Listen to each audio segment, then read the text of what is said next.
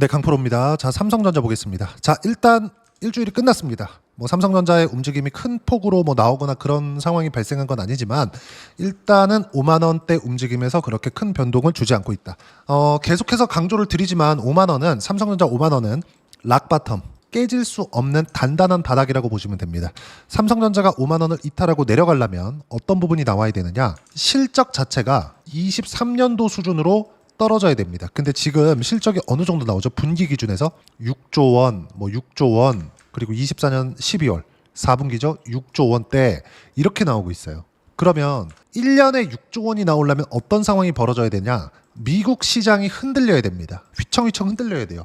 이런 상황이 발생하지 않으면 삼성전자는 5만 원을 이탈할 수가 없습니다. 근데 이렇게 생각할 수도 있을 것 같아요. 최근에 미국 시장에서 뭐 2월, 3월 그리고 4월 초까지 해서 관세 관련된 문제로 시장을 찍어 누르는 부분들이 있었고 최근에 와서는 채권 금리 관련된 이슈가 계속 시장을 누르는 부분들이 발생을 하고 있어요. 그럼 여기서 계속해서 미국 시장도 악재가 나오니까 미국 시장도 여기서 무너지는 게 아니냐? 그게 아닙니다. 일단 첫 번째 2월 달부터 4월 초까지 하락했었던 부분은 트럼프 대통령이 관세로 시장을 일부러 찍어 누르는 측면이 있었고 트럼프 대통령이 이때는 몰랐었던 것 같아요. 어떤 부분을 몰랐었느냐? 이 내용이에요. 자, 잘 들으셔야 돼요. 이 내용에 대해서 이해를 했을 때 전체적인 시장의 움직임 자체가 이해가 될 거고 시장의 움직임이 이해가 되었을 때는 삼성전자를 포함해서 다른 종목군들에서도 수익 구간을 충분히 만들어낼 수 있을 겁니다. 자, 어떤 내용이냐? 트럼프 대통령이 이번에 이기째 접어들면서 처음부터 이야기를 했습니다. 관세로 찍어 누르겠다고. 근데 관세를 찍어 누르면서 계속해서 강조를 해왔었던 건 한 가지였어요. 돈을 너무 많이 벌어서 어디 쓸지 모를지도 모른다. 이런 얘기를 계속해서 해왔거든요. 근데 실제 뚜껑을 열어보니까 어떻게 됐습니까? 중국에 눌렸다고는 볼 수 없지만 계속해서 강한 모멘텀을 주지 못했었죠. 예를 들어서 그래요. 관세, 또 관세 시작, 폭락. 이 3일 동안 하락 구간이 무려 20%가 됩니다. 근데 딱 여기까지는요. 채권 금리의 움직임이 없었어요. 왜 채권 금리 이야기를 드리느냐? 최근에도 채권 금리 이야기가 나오고 있는데 자, 잘 들으세요. 트럼프 대통령이 강조를 했었던 건 미국의 부채가 너무 많다. 바꿔 말하면 뭐예요? 이자 비용이 너무 많다. 최근에 그런 이야기가 나오고 있잖아요. 미국을 천조국이라고 부르죠. 국방비를 1,000조를 쓴다 그래서 천조국이라고 부르는데 국방비보다 이자로 나가는 비용이 더 많다. 그래서 이자를 줄여야 된다. 이자를 줄이려면 빚을 줄여야 되고 빚을 줄이려면 제조업을 가지고 와야 된다. 그래서 관세를 때려야 된다. 요거였거든요. 근데 열어봤더니 어떻게 됐어요? 실제 관세를 딱 매기고 나서 보니까 여기 하락 구간에서는 채권금리가 튀기 시작했었던 겁니다. 근데 여기까지는 주가가 빠졌는데 채권금리가 오히려 내려왔어요. 왜 그럴까요? 관세로 인해서 경기 침체가 올 수 있다는 우려감이 있었기 때문에 그렇습니다. 근데 여기서는 왜 그럴까요? 이거 미국이 진짜 위험할 수 있겠는데? 채권 발행은 뭐예요? 미국의 돈을 빌려주는 거죠. 보증은 누가 해요? 미국 정부에서 합니다. 하지만 원금을 보장해 주진 않죠. 근데 돈은 받겠죠. 미국 정부에서 보장하는데. 근데 달러 가치가 떨어지면 요 관점으로 보는 거예요. 근데 여기서 어떤 부분이 발생했느냐? 트럼프 대통령이 돌아서기 시작했어요. 채권 금리가 튀어 올라서 이자 비용이 더 발생하는 건 바라지 않았던 거죠. 이렇게 연결될 거라고는 트럼프 대통령이 모르고 있었던 게 아닌가. 그렇죠? 극단적인 상황으로 시장이 치달았을 때 채권 금리가 같이 폭발하면서 미국에서의 자금이 이탈하는 상황이 벌어진 건데 이런 부분까지는 생각을 하고 있지 못했었던 것 같아요. 근데 지금은 딱 여기 4월 9일을 기점으로 트럼프 대통령이 직접 3-4번 정도를 계속해서 이야기를 하죠.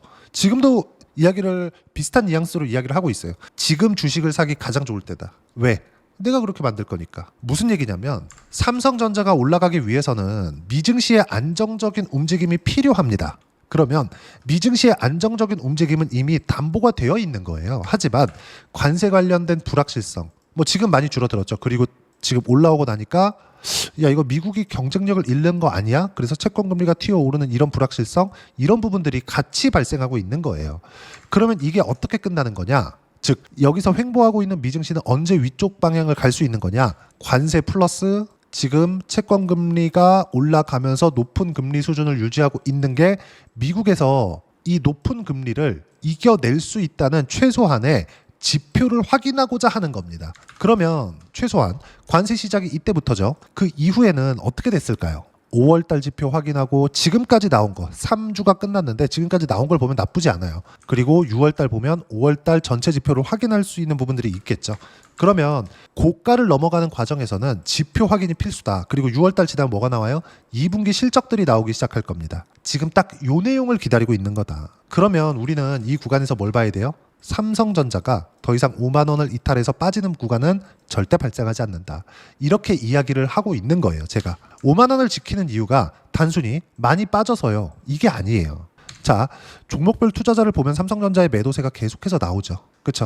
한 달 동안의 움직임을 보면 외국인의 매도세가 1조가 넘게 나오고 있어요. 상당히 많이 팔고 있습니다. 만약에 5만 원을 이탈하는 그런 부분들이 외국인의 매도세에 의해서 나오는 거다? 그랬으면 벌써 5만 원 이탈하고 남았어야죠. 근데 5만 원을 지키는 구간이 어느 정도 나왔나요? 한 달, 두 달, 세 달, 네 달, 다섯, 여섯, 6개월 이상 거의 반년에 이르고요. 그리고 7월 달부터는 여기 9만 원대 고가가 내려오기 시작하죠. 무슨 얘기냐면 52주 신고가에 대한 기준이 낮아지고 있는 상황이 다가오고 있는 거예요. 그럼 우리가 지금 봐야 되는 부분은 뭐냐? 보유하고 있는 보유자분들은 지금 매도 구간이 아니라는 겁니다. 그러면 신규로 매수하거나 추가 매수를 고려하고 있는 쪽은 반도체 종목군들을 찢어야 될 필요가 있어요. 삼성전자가 나쁘다는 게 아닙니다. 왜? 나쁜 부분을 모두 반영을 했으니까. HBM을 포함해서 파운드리까지 9만 원부터 시작해서 5만 원대까지 하락 구간을 딱 4개월 정도 만에 만들어냈어요. 한 40% 정도 빠진 거죠. 이렇게 하락 구간이 가파르게 나왔다는 건 앞으로 성장에 대한 부분이 조금 떨어진다는 걸 주가가 모두 반영하고 있는 것이기 때문에 이 구간에서 추가적으로 떨어질 수 있는 상황이 나오려면 미증시가 넘어져야 되고, 미증시가 넘어질 수 있는 상황은 트럼프 대통령이 바라지 않는 겁니다. 트럼프 대통령이 만약에 지금부터 주식시장을 망가뜨리면서 채권금리가 지금보다 더 튀어오르는 상황을 만들잖아요. 미국 내에서 외국인 자본의 이탈이 나오는 상황을 지속적으로 만들잖아요.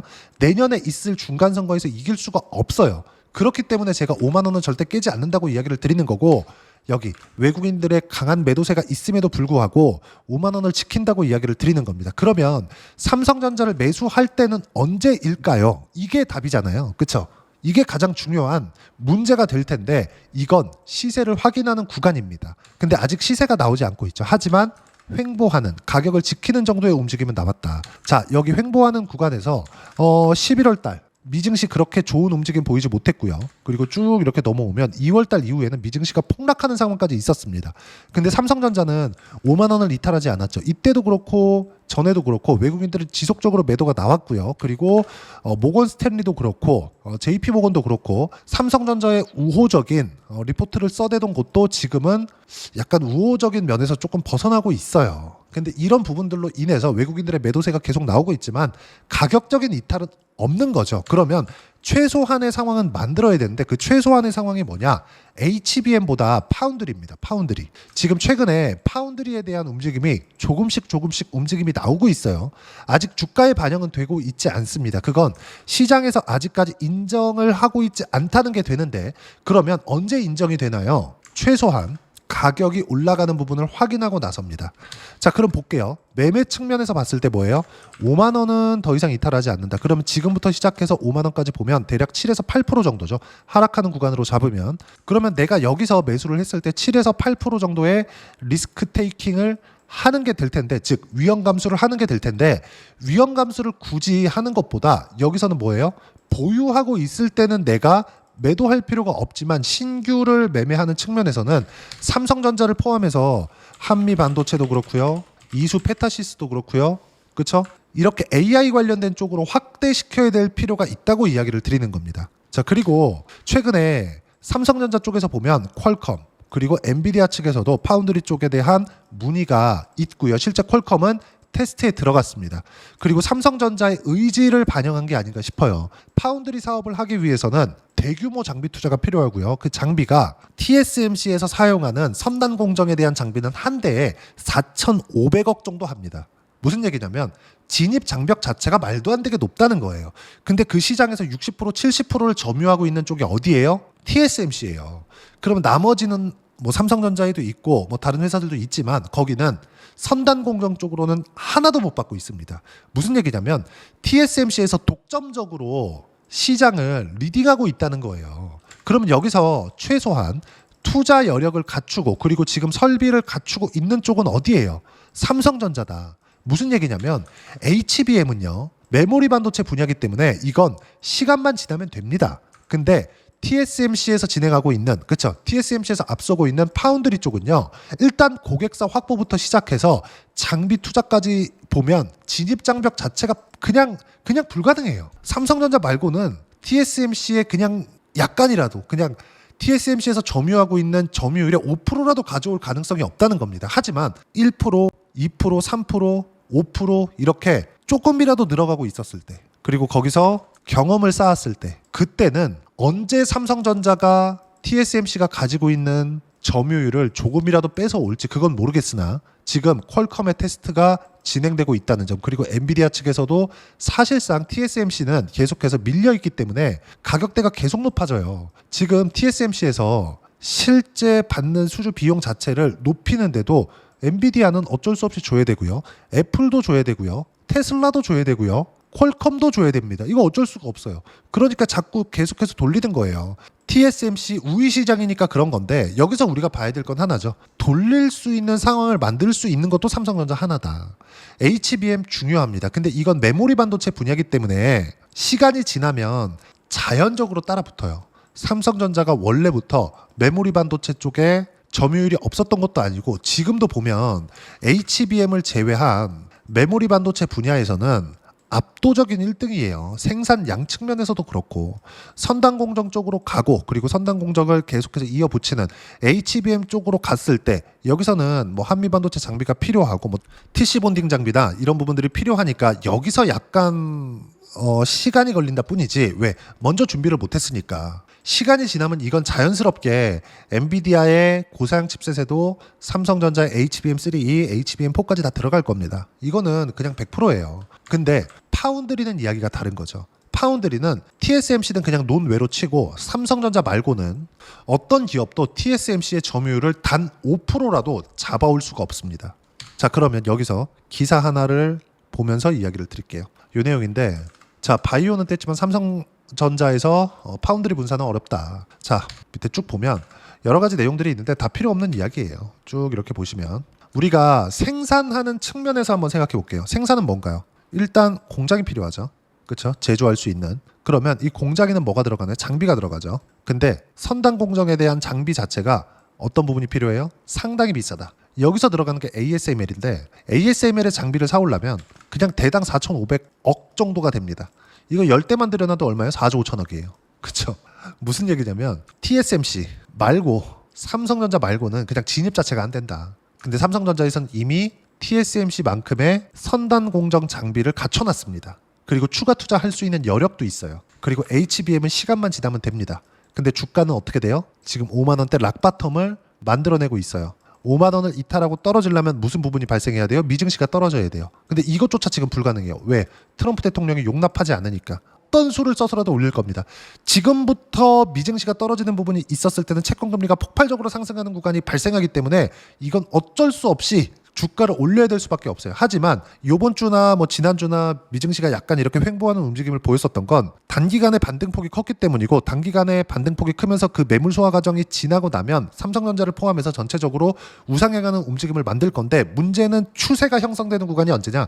여기 파운드리 쪽이 소기의 성과를 거둘 때. 근데 분사에 대한 부분이 얘기가 계속해서 나오고 있는 것은 압니다. 근데 이 내용이 중요하죠. 파운드리 사업은 대규모 투자가 필요한 만큼 분사가 현실화되려면 수익 구조가 정상화가 선행돼야 된다. 근데 TSMC에서 지금 다 잡고 있기 때문에 수익 구조를 정상화시키는 게 불가능하죠. 비메모리에 대한 수주를 주는 쪽은 다 TSMC로 가는데 비메모리 자체도 진입 장벽이 높은 정도가 아니라 그냥 들어가는 것 자체가 불가능하기 때문에 비메모리에 대한 설계 그리고 TSMC에서 만들어내는 생산 이쪽 부분 여기서 비집고 들어갈 수 있는 건 삼성전자밖에 없는데 어떻게 여기서 뭐가 있습니까? 수익 구조를 정상화시키기 위해서 이 자체가 불가능하죠. 모기업에 도움을 받아야 된다는 거죠. 그리고 여기 이재용 삼성전자 회장은 지난해 10월 경제사절단으로 필리핀을 방문한 가운데 외신 기자를 만나 우리는 파운드리 사업을 키우고 싶다. 분사에는 관심이 없다. 직접 키우겠다는 거죠. 의지를 볼 수 있다는 거죠. 그리고 지금 퀄컴 테스트를 진행하고 있다. 굉장히 긍정적인 이야기예요. 단지 시장에 대한 인정이 필요하다. 그 인정은 가격부터 진행이 된다. 그럼 그 가격이 상승하는 구간을 확인했을 때 타점을 잡는 게 맞고, 그 전까지는 삼성전자가 떨어져서가 아니라 보유 기간을 줄이기 위함이에요. 근데 추가적으로 하락할 수 있는 부분은 없기 때문에 이 구간에서 보유자들은 매도할 필요가 없다는 거죠. 그러면 삼성전자 포함해서 관련된 종목군들의 포트폴리오를 구성하고 있어야 반도체는 올라갈 수밖에 없어요. 단지 미국 시장이 안정화될 때예요. 요 구간이 지금 왔는데 반도체 종목에서 소외되지 않아야 된다는 거죠. 그러면 변동성을 키울 수 있는 종목군들을 내가 어떻게 보유하느냐, 그게 핵심이에요. 그리고 그런 부분을 어떻게 타점 잡고 매매할지 소통방에서 무료로 진행하고 있습니다. 자, 금요일 같은 경우에도 마찬가지예요. 여기 금요일 있죠? 그리고 최근에 원전 관련주들 두산에너빌리티 상당히 강하죠. 저는 이미 60% 수익을 돌파를 했고요. 내용을 보시면 5월 23일 금요일 날에도 장중에 어때요? 11시 59분에 어때요? 7% 상승세, 4만 원 돌파, 매도 신호 공유할 테니까 절대 매도 금지. 한 주도 팔면 안 된다. 이렇게 이야기를 드리고 있죠. 쭉 내려서 보면 시장에 대한 판단입니다. 시장 판단 중요하다 그랬죠. 코스피 코스닥 보합 마감. 자, 여기 시장의 방향은 상승으로 정해져 있다고 보면 된다. 단 매물 소화 과정은 필요하다. 아까 전에 이야기를 드렸었던 내용이죠. 자, 그리고 다음 주도 종목별 장세는 지속된다. 그리고 종목별 장세에 삼성전자가 포함되는 건 가격 확인이 필요하다. 하지만 지금 현재 종목별 장세에서 시세를 강하게 가지고 있는 종목군들을 삼성전자를 포함해서 함께 가지고 갔을 때 내 계좌에 수익률이 극대화될 수 있다는 거죠. 그런 부분을 이야기를 드리는 거예요. 지금 현재 보유 종목 체크를 해보면 원전 쪽에서 두산에너빌리티 60% 수익 넘어간다. 몽땅 보유해라. 이따 확인시켜 드릴 겁니다. 자, 그리고 하나시스템 18% 수익 중이고 몽땅 보유해라. 그리고 조선, 현대미포, 한국조선해양 보유하고 있고 1% 손실 중인데 몽땅 보유해라. 조선 같은 경우에는 1월 달에 제가 하나오션 50% 이상의 수익 구간 만들었고요. 그리고 2월 달부터 3월 달까지는 삼성중공업으로 17% 정도의 수익 구간을 만들어냈습니다. 그리고 나서 또 잡은 거예요. 주도주 안에서 계속해서 돈다는 거죠. 삼성전자가 그때가 왔을 때 곧 옵니다. 늦지 않아요. 소통방에서 무료로 공유를 해드리고 삼성전자를 포함해서 주도주들의 실제 타점을 실시간으로 공유를 해드리고 있으니까 구독과 좋아요 눌러주시면 무료 입장 가능하고요. 댓글도 하나씩 달아주시고 입장 링크는 여기 010-8713-1916으로 구독이라고 문자 보내주시면 소통방 입장 링크 순차적으로 공유를 해드리도록 하겠습니다. 자, 그러면 소통방에서 진행하는 내용을 그대로 따라서 매매를 했을 때 어느 정도까지 수익 구간을 볼 수 있는지 실제 매매 내용을 보면서 이야기 드릴게요. 자, 내용 볼게요. 실제 제 계좌에서 매매를 하고 있는 내용입니다. ABL 바이오 최근에 강했죠? 어때요? 신고가 이후 여기서 샀으면 이제 안 떨어집니다 하면서 매수를 한 건데 그게 아니죠. 올라가는 거 확인하고, 그쵸? 매물 소화 보내고 시세 확인 과정을 거치고 나서 수익 구간 몇 프로? 76%. 모든 종목군들이 이렇게 나옵니다. 두산에너빌리티 제가 지금 60% 수익 구간 넘어간다 그랬죠? 두산에너빌리티 한번 볼게요. 어때요? 가격 확인하고, 그쵸? 현재 수익 구간 60%대. 아직 한 주도 안 팔았습니다. 자, 그럼 반도체가 강할 때는 어땠느냐? DI와 같은 종목입니다. 자, 내용 보시면 여전히 신고가 구간, 여전히 신고가 구간, 여전히 신고가 구간, 수익은 25, 14%. 이때 당시에 삼성전자도 강했고 하이닉스도 강했죠. 이런 부분들이 계속 나온다는 겁니다. 그렇기 때문에 우리는 삼성전자를 포함해서 시세가 나오는 부분을 확인했을 때 추가적으로 강세를 보일 수 있다는 신호가 되기 때문에 가격 보고 매매하는 게 맞고, 그런 부분들은 소통방에서 무료로 공유를 해드리고 있으니까 구독과 좋아요 눌러주시고요. 댓글 하나씩 달아주시면 무료 입장 가능하고요. 입장 링크는 여기 010-8713-1916으로 구독이라고 문자 보내주시면 소통방 입장 링크 순차적으로 공유를 해드리도록 하겠습니다. 자, 그러면 이렇게 두 자릿수 수익률 25% 이상씩 두 자릿수 수익률을 내기 위해서 이론상으로는 어떤 부분을 파악해야 되고 삼성전자의 타점을 어떻게 잡아야 되느냐, 그 부분은요 여기 삼성전자의 단기 보유 전략, 단기는 2주입니다. 2주 동안 내가 어떻게 수익 구간을 만들 것인지 그 부분이고, 그러기 위해서는 가격에 대한 부분이 너무 중요하고요. 가격에 대한 이해가 되었을 때 주도주, 신고가 두 가지 내용에 대한 판단이 될 텐데 이 두 가지 내용 모두 무료로 공유를 해드리도록 할 테니까 구독과 좋아요 눌러주시고요. 댓글 하나씩 달아주시고 여기 010-8713-1916으로 삼성전자라고 문자 보내주시면 단기 가격 전략 함께 공유해드리도록 하겠습니다. 자, 정말 어려운 시장이 지나고 있고 삼성전자가 계속해서 횡보하는 구간이 있다 보니까 상황 자체가 쉽지 않을 겁니다. 근데 항상 주도주를 매매했을 때 계좌 수익은 크게 커질 수 있어요. 무슨 얘기냐? 삼성전자를 포함해서 어떤 종목을 공략할지 주도주군에 한해서 제가 딱 한 종목만 준비를 해놨으니까 영상 끝까지 시청하시고요. 모든 분들이 성공 투자하셨으면 참 좋겠습니다. 네, 주식 투자를 할 때 항상 체크해야 될 부분이 있습니다. 자, 제가 영상 초반부에도 이야기를 드렸지만 항상 주식 투자에서의 시세, 즉 주식 시세는 가격이 먼저 반영한다는 점입니다. 자, 어떤 호재나 악재를 찾으실 텐데 그런 호재나 악재를 찾아서 우리가 매수와 매도를 반복했을 경우에는 주식 시세가 올라가는 과정에서 꼭 내 것만 털리고 올라가는 경우가 비일비재했을 겁니다. 제가 매매를 했었던 종목군들 중에서 어떤 식으로 시세가 진행되고 연결이 되기 시작했었는지 그 부분에 대해서 한번 체크를 해보고 넘어가도록 하겠습니다. 자, 제가 먼저 조회를 눌러서 이야기를 드릴 텐데 이렇게 조회를 눌러서 먼저 보여드리는 건 조작이 불가능하다는 걸 먼저 보여드리는 거고요. 자, 내용 한번 보겠습니다. 자, 재룡산업 시세 구간, 올라가는 구간 확인하고 나서 매매를 한 경우에 34%대 수익 구간. 자, 다음 종목 한번 보겠습니다. 한화오션 신고가 이후에 다시 상승하는 구간, 그리고 수익 구간은 57%까지 늘어나는 부분이 있습니다. 공통점이 있다는 겁니다. 먼저 돌려보면서 이야기를 드리도록 할게요. ABL 바이오. 자, 이것조차도 마찬가지죠. 시세 이후에 다시 큰 폭의 급등 구간, 그리고 76%까지 시세 구간이 발생했다는 점. 어떤 종목이든 가격대가 올라가는 부분이 먼저 나왔다는 게 핵심 포인트예요. 자, 다음 종목 보겠습니다. 자, 자람 테크놀로지입니다. 어떻습니까? 이것조차도 마찬가지죠. 74.8%의 수익 구간을 냈는데 단 3일 걸렸습니다. 시세가 나왔었던 구간은 동일하게 신고가 이후에 발생했다는 점. 그리고 마지막으로 두산 에너빌리티. 두산 에너빌리티도 계속해서 상승 구간을 만들어가고 있지만 당연히 신고가 이후에 시세가 나오고 있다는 점. 호재나 악재 때문에 이 내용으로 인해서 주가가 올라가는 것은 맞지만 어디든 간에 가격이 먼저 반영하는, 즉 신고가 구간 이후에 50%, 60%, 70%대 수익 구간이 나올 수 있다는 점. 자, 우리가 세력들도 아닌데 계속해서 시장을 추적 관찰할 수 없겠죠. 가장 효율적으로 볼 수 있는 방법에 대해서, 그리고 거기에 맞는 종목을 딱 한 종목만 준비를 해왔습니다.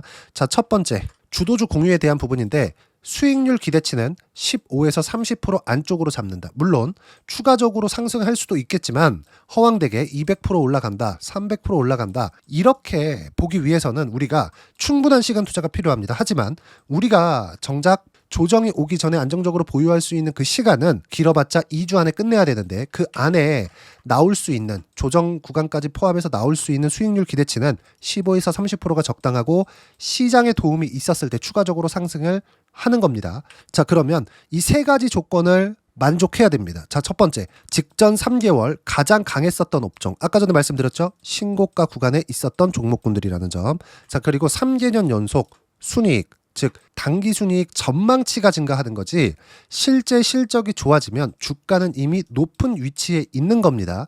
단순히 가격이 올라갔다고 해서 높은 위치에 있다는 게 아닙니다. 무슨 얘기냐? 실적이 올라간 만큼 주가가 그만큼 올라와 있다면 그건 비싼 주식이 되겠죠. 앞으로 나올 수 있는 예상치에 대한 실적보다 주가가 더 낮은 위치에 있어야 돼요. 하지만 가격이 올라가는 건 다른 거다. 그래서 전망치가 증가한 종목을 찾자. 자, 그리고 가장 중요한 점. 올라가려면 돈이 필요하겠죠. 즉 매집봉이 들어와서 가격대를 올리고 외국인이나 기관들, 즉 세력들의 미친 매집 구간을 확인을 해야 된다. 자, 그럼 어떤 종목이냐? 제가 이렇게 준비를 해왔고요. 자, 주도주 공유. 아까 전에 말씀드렸죠. 15에서 30% 2주 안에 낼 수 있는 수익률에 대한 기대치입니다. 자, 그리고 이렇게 준비해온 종목에 대한 부분은 자, 폭등 전에 꾸준하게 매집 구간이 발생했다는 점, 그리고 상승하는 구간에서도 계속해서 거래 대금이 늘어나고 있었다는 점, 그리고 직전 3개월 내 신고가 돌파 종목. 그쵸? 분명히 시장이 어떤 상황이든 간에 주가가 올라가는 상황이 나와야 되고 올라가는 과정 안에서 반드시 거래 대금은 늘어날 수밖에 없습니다. 자, 그리고 지금 현재 시세가 나오기 전 마지막 매수 기회 구간에 있습니다. 여기서 가장 중요한 건 올라가는 구간에서 거래가 늘어난 거 보이죠? 그리고 옆에 제가 세력들의 매수세를 체크한 내용을 보시면 올라가는 구간별로 거래 대금이 늘지만 올라갈 때 외국인과 기관의 매수세가 지속적으로 들어왔다는 점. 이 구간에서 제가 종목만 드릴 수도 있겠지만 어떤 식으로 타점을 잡고 매매를 해야 되는지 소통방에서 함께 진행을 하고 있고요. 소통방은 모두 무료로 진행하고 있습니다. 물론 종목만도 따로 드리겠지만 등락하는 과정에서 어떻게 타점을 잡아야 되는지 그런 부분 소통방에서 진행하고 있으니까 여기 010-8713-1916으로 주도주라고 문자를 보내주시면 제가 강프로의 소통방도 함께 초대를 해드리면서 지금 2주 안에 15에서 30% 수익률이 기대되는 주도주를 공유해드리도록 하겠습니다. 자, 항상 어려운 주식시장이지만 제가 준비한 이 종목 받아가셔서 모든 분들이 큰 수익 내셨으면 좋겠습니다.